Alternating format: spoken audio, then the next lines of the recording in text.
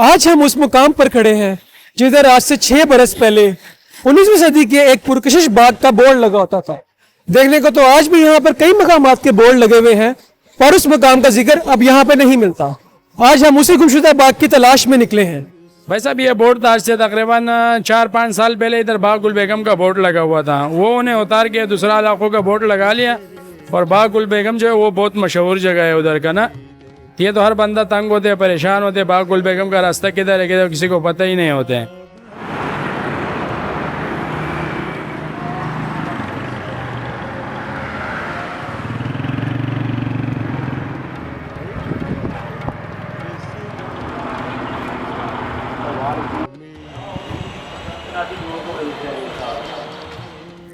बाग गुल बेगम मियानी साहब के बीचों बीच एक इलाका है और इसी इलाके में मौजूद ये मेरे पीछे जो हमारा बाग है उसकी इमारत है। रंजीत सिंह का नाम तो सबने सुना होगा, पंजाब के वाहिद पंजाबी राजा और सिख महाराजा, लेकिन उनकी इज़्दिवाजी ज़िंदगी से बहुत कम लोग वाकिफ़ हैं। ये बाग उन्हीं की एक मुस्लिम वाइफ का है। आइए हम आपको अंदर से बाग का दिखाते हैं।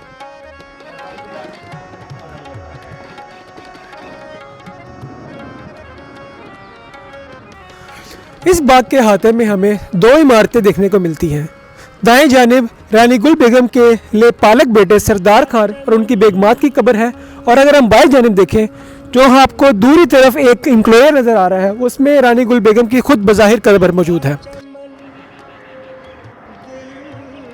इस वक्त मैं जहाँ पे खड़ा हूँ ये सरदार खान की कब्र की जानिब रास्ता जाता है। सरदार खान यहाँ पर आप देख सकते हैं, यहाँ पर 3 कब्रें मौजूद हैं। ये बीच वाली कब्र सरदार खान की है और इसके दाएं और बाएं जानिब इनकी बेगमात की कब्र है।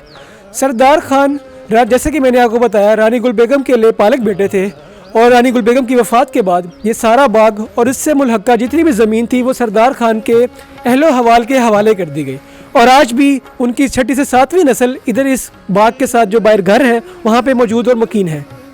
बाग के मेन इंक्लोयर की बात की जाए तो इसकी हालत सरदार खान की कब्र से बेहतर है। ये भी सिख दौर की एक छोटी ईंट की बनी हुई इमारत है और इस तक रसाई दाहिनी तरफ मौजूद एक लोहे के गेट से की जा सकती है। इस गेट के मुसलसल बंद होने की वजह से आज यहाँ पर मकड़ी के जाले लगे हुए हैं, मगर इस गेट से अंदर वो नकूश मौजूद है जो इस बाग का रुतबा दूसरों से बालातर करता है। ये मेरे पीछे आप रानी गुल बेगम की कब्र खुद भी देख सकते हैं। ये वो कमरा है जिसको रानी गुल बेगम ने अपने लिए खुद बनवाना शुरू किया और उनकी वफ़ात के बाद उनके लिए पालक बेटे सरदार खान ने इसको कंप्लीट करवाया। ये कमरा चारों तरफ से नक्काशी के बेहतरीन नमूनों से भरा पड़ा है, जिसमें बहुत से फल और फूल बनाए गए हैं। इस कमरे तक हवा और रोशनी की रसाई के लिए जाली का पेचीदा काम किया गया है, और इसके दरमियान में हमें गुल बेगम की कब्र का सेनोटाफ देखने को मिलता है। इस शाहकार कमरे के साथ वक्त और लोगों ने अच्छा सलूक नहीं किया। शायद इसी वजह से आज इसके बाहर मुसलसल ताला लगा दिया गया है। यहाँ तक कि बाग की दीवारों पर भी कांच लगा दिया गया है ताकि कोई भी इसके अंदर दाखिल ना हो सके। इस बाग तक पब्लिक एक्सेस ना होने की बाइस आज ये किसी खंडर से कम नहीं। अगर आप इर्द गिर्द नजर दौड़ाएं तो आपको सिर्फ और सिर्फ जंगली घास ही नजर आती है। यहाँ तक कि बाहर के बच्चों से जब मैंने गुफ्तगू की तो उन्होंने मुझे बताया कि इससे बहुत सी भूतिया दास्तानें भी मुंसलिक कर दी गई हैं, और अगर आप इसकी मौजूदा हालत को देखें और अगर आप इस पर गौर व फिक्र करें तो ये मानना नामुमकिन नहीं होगा कि यहाँ पे कुछ इस तरह के आसार मौजूद हों। इस वीरान बाग में अब सिर्फ जगह जगह गले सड़े गेंद, कूड़ा और जंगली हैवान देखने को मिलते हैं। आखिर इस बाग की वीरानी की क्या वजह है और इसकी मलकियत कौन रखता है? इन सब सवालों के जवाब हासिल करने के लिए हमने इस बाग के मालिकान से गुफ्तगू की।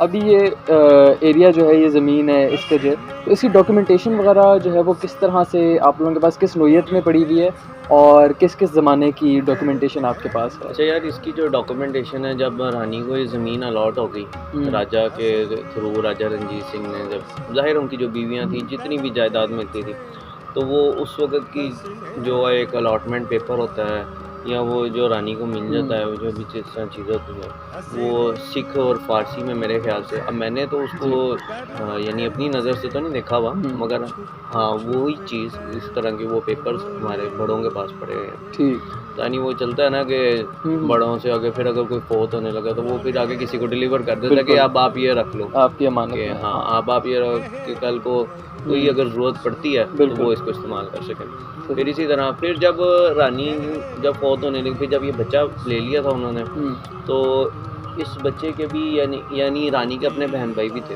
अगर वो चाहती तो उनको भी ये जायदाद डिलीवर कर सकती थी यानी कुछ, मगर उसने नहीं चाहा। वो कुछ बहन भाइयों में होता है कि उनको पता था कि मेरे बहन भाई इस तरह के नहीं हैं, वो शायद हड़प कर जाएंगे इस तरह के। तो फिर उन्होंने जो बेटा लेके बोला तो सारी ज़मीन उनको ट्रांसफ़र कर दी थी। ठीक। तो वो फिर जब ट्रांसफ़र की तो वो जो भी इसकी डॉक्यूमेंटेशन वो भी मौजूद है सारा। वो भी है। अच्छा, गवर्नमेंट के किसी इदारे ने कभी इसकी जो है वो रेस्टोरेशन या फिर किसी किस्म के उसमें उसके ऊपर जो है वो अपना होल्ड कायम करने के लिए कोशिश की है?